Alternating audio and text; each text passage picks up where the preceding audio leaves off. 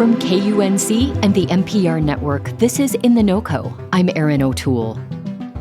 In February of 1942, not long after the bombing of Pearl Harbor, the U.S. military forcibly removed thousands of Americans of Japanese descent from their homes. Most of them were full citizens who had been born and raised in the United States. Families had just a few days to get their affairs in order before reporting to relocation centers, mostly in Western states. Roosevelt's order affected about 120,000 Japanese Americans, including 17,000 children. Writer and poet Brandon Shimoda, who is Japanese American, says the impact of incarceration didn't end with the war. I had family in camp. My grandfather was in a prison, but this is not something I was aware of when I was growing up. So for me, writing was a way to redress that lack of understanding, that lack of knowledge. Brandon, who lives in Colorado Springs, says his family's stories helped inspire his newest book called The Afterlife is Letting Go. It explores the legacy of Japanese American incarceration and recently won the Colorado Book Award for creative nonfiction.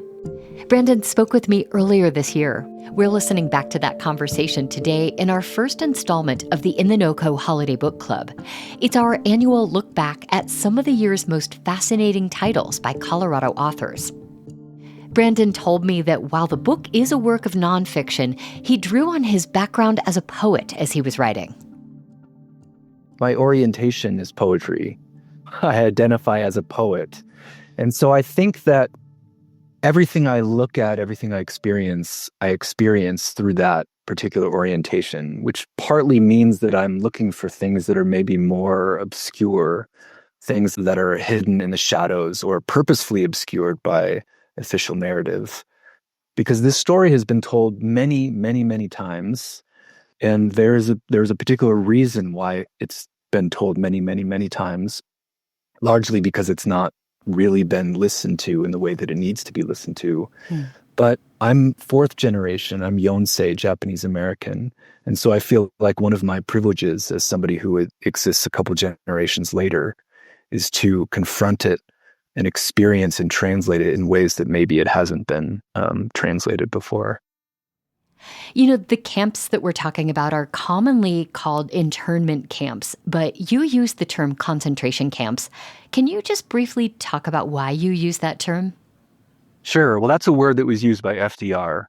And then it was not long after his use that use was sublimated and internment became the more common use. And that's the word I grew up with, internment. Yeah. But internment is not legally accurate. Internment refers to the detention of non-citizens. So some people use incarceration camps, but the Japanese American community, they have outlined that concentration camp is the accurate, appropriate term, that incarceration is the accurate and appropriate term. You had family members who were sent to camps, I believe in Arizona and Wyoming. You alluded to not really knowing much about their experience. What did you learn from them about their experience when you were growing up? It's not that I didn't know much, it's that I didn't know anything. And I don't even remember the moment or the year or the age at which I began to really start to put things together.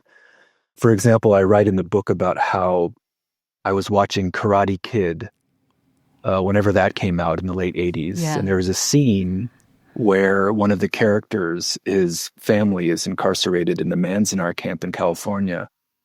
And I remember feeling some sort of sting of nauseating recognition, but I didn't really have anything to attach it to. I only knew that there was something that seemed like physically familiar about what was happening in that scene. And I hated that scene, by the way. I wanted to push it aside and return to just the narrative of the movie, which is ridiculous. And I feel sort of ashamed of that. But the process of learning is still ongoing. So I'm talking about a 40-plus year process of learning. There's so much that I still don't really understand. Right. And for example, I have one of my father's cousins who is in the Heart Mountain camp in Wyoming. She's still alive. She lives in Salt Lake City. She's in her 90s. And I've been having conversations with her on the phone about what she remembers, and she's doesn't really talk about it in depth. Her answers are fairly simple, and she has a somewhat rosy memory of the experience. So I'm learning through that too. She's shared much more than just the rosiness, but it's something that it seems to be inexhaustible so far. How do you interpret your family's hesitancy to talk about their experience? There are many reasons why my family and many, many, many families remained silent about it. There was an enormous amount of shame with which the Japanese Americans emerged from the camps and from the war.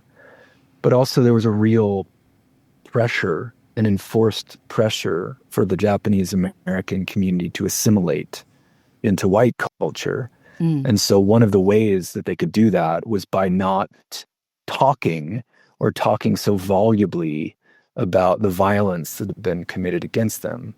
I think my family wasn't atypical.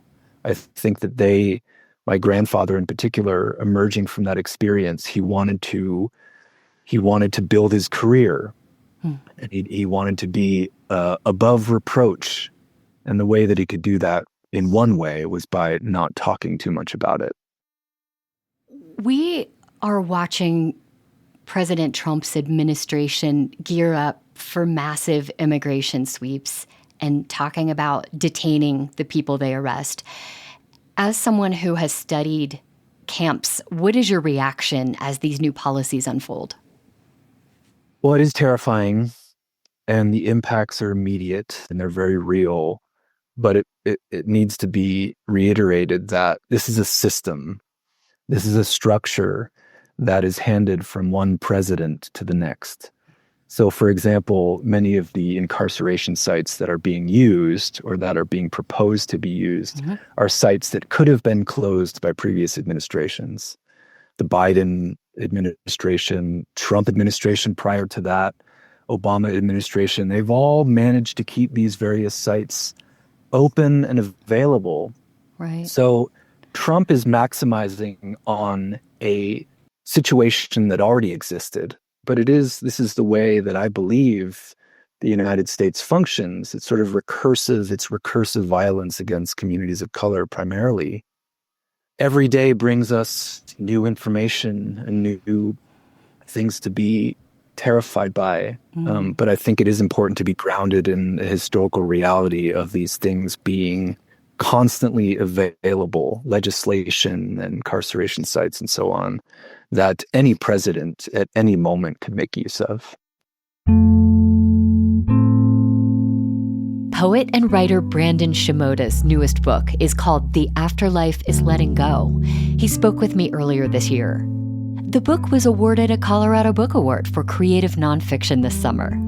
Find more information and a link to our favorite author interviews of 2025 in the show notes and at KUNC.org. That's it today for In The NoCo. I'm Erin O'Toole. Thanks so much for listening.